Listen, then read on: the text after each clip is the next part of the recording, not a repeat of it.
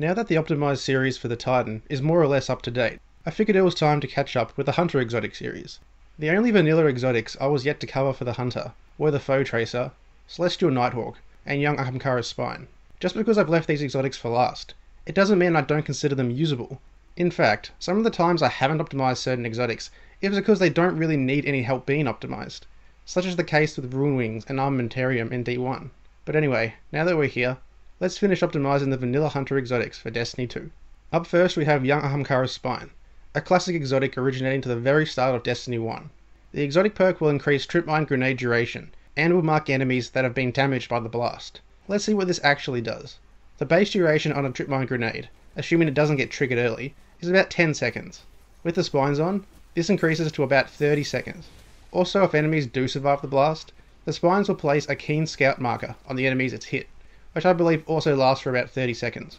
Pretty interesting bonuses, but it does seem to point more towards the Crucible than to PvE, since you don't usually throw a grenade against adds, with the expectation to get a kill half a minute later. Also, the marker on enemies that you've tagged seems like a nice Crucible bonus. Our options for subclass build are pretty limited, since we have to play as a gunslinger and use tripmine grenades. The choice of skill tree is pretty open though, but since we're moving towards a Crucible build, I like to go with Way of the Outlaw. If I were to use this in PvE, it would probably only be in mess around content, so your usual public events and strikes. Still, if you're playing even a bit seriously, there are plenty of other options that complement a PvE gunslinger far better. So we'll go with PvP as the ideal environment for the spines. Putting a tripmine down in a doorway or choke point that lasts for 30 seconds can either deny the enemy team from pushing that way, or punish them for doing so. There is of course the chance that your enemies will see the tripmine grenade and destroy it before it even gets triggered, but if it's placed well enough, it can catch anyone off guard. I tried using them in Mayhem and I was getting some success. I'll admit, I had to dodge past the apocalypse of Slover bombs corrupting the universe right now, but the tripmine grenades that did actually survive and detonate definitely packed a punch. So to recommend tripmine grenades in the Crucible, on some maps, sure. And in some game modes other than Mayhem, like Countdown, might be alright too. Outside of that though, I'd stay away from the spines. Up next we have another D1 exotic brought forward, the Celestial Nighthawk. The exotic perk has also kept the same feature, where this helmet will modify Golden Gun to shoot a single, high-powered shot. Also, enemies eliminated by the shot will explode. It doesn't actually specify how much extra damage the shot does, but from some simple testing, it's equivalent to 6 Golden Gun shots, which makes sense since the D1 Nighthawk also mentions this. The explosion from the shot is also pretty small, so it's not like I count on it getting a multi-kill or anything. To build with the Nighthawk, we obviously need to be a gunslinger, but both skill trees remain open. Since this exotic is all about a single Golden Gun bullet, emphasizing damage over all else, I would suggest you go with the Way of the Sharpshooter, since the Crowd Pleaser perk will enable precision damage on your Golden Gun, giving it even more power.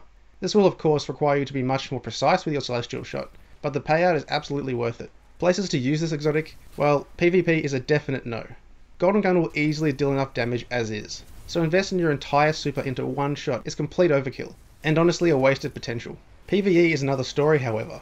While I've been a big fan of Raid and Flux Arcstriders for the ability to stun lock ultras and deal monstrous damage, it does run the risk of being too close to the boss. Also there are some bosses that you just can't physically get close to, like Argos and Callus. This is where Nighthawk really starts to shine. You will deal extremely high damage to strong targets from a safe distance. While it may not have the same overall damage potential as a Raid and Strider, the DPS of a Celestial Bullet is off the chart. So Raid, Strike and Public Event bosses are prime targets for the Nighthawk. Some bosses are more suited to Nighthawk than others. Also in Strikes and the Raid, I would suggest you switch to Nighthawk for the boss encounter specifically, instead of using it all the way through. But since the buff to Super's boss damage, Nighthawk is a solid contributor. And finally we have the Foetracer, another powerful exotic that I really haven't given the light of day yet. The exotic perk will visually mark targeted enemies, and will deal more damage to marked enemies at low health. Let's see what this all means. Targeting an enemy will put one of those keen scout markers on them, which will linger around for a few seconds, so you can track them going behind cover. You can only track one enemy at a time however. Also, as the enemy gets weaker, your attacks will become stronger. How much stronger? I believe it works like this. For every percentage of health the enemy is below 25%, you will deal 1% extra damage. In simpler terms, when an enemy is at about 25% health, you start to deal about 1% bonus damage. At 20% health, you deal about 5% bonus damage. At 10% health, about 15% bonus damage, and at 1% health, you're pretty much dealing 25% bonus damage. I should also mention that this damage increase will only work on enemies that have the keen scout marker on them, which really isn't a problem for the most part. Typically, if an enemy dies before the marker was placed on them, they were too weak to really need the damage buff anyway. The only time this might give you some problems is if you're using a rocket launcher, or an area of effect super, where only one of the enemies can be marked at a time. Against adds in general though, it's always a nice bonus to deal extra damage to weak enemies.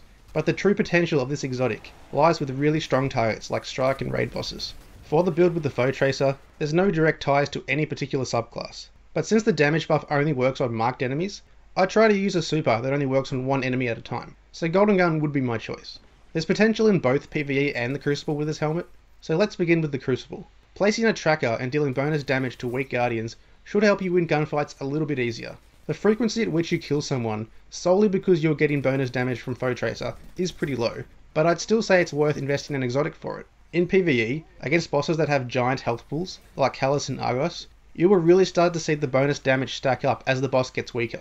Typical damage phases for bosses can only deliver about 25 to 30% of their health, so the fact that you can nearly spend a whole damage rotation dealing bonus damage sounds amazing. The best way to optimize this helmet, in my opinion, will be to use it in boss encounters, but use Nighthawk as your exotic, until the boss gets to about a third of their health, then switch to Foetracer. Nevertheless, the Foetracer is a solid exotic which works for you without any extra effort, and will up your damage potential against all targets. I would absolutely suggest giving it a go if you haven't already. So to summarize the 3 exotics in this episode, the Spines are okay, probably not worth it though.